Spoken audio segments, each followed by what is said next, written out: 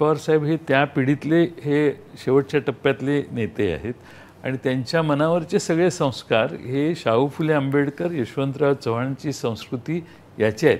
त्यामुळे ते सगळ्यांशी बोलत असतात.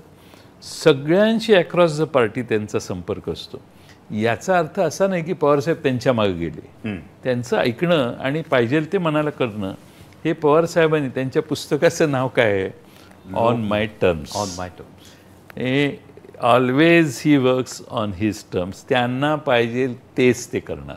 आपल्याला वाटतं हे यांचं ऐकतील त्यांचं ऐकतील म्हणून he is a non manipulate न होणारा नेता म्हणून शरद पवार साहेब.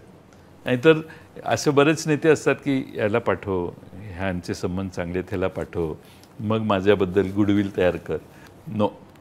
त्यांना ऑन माय टर्म्स त्यांना ते कधी मॅनिप्युलेट होत नाहीत. कुणी त्यांना मॅनिप्युलेट करू शकत नाही. कितीही दबाव आणला त्यांचा मत नसेल तर नाही.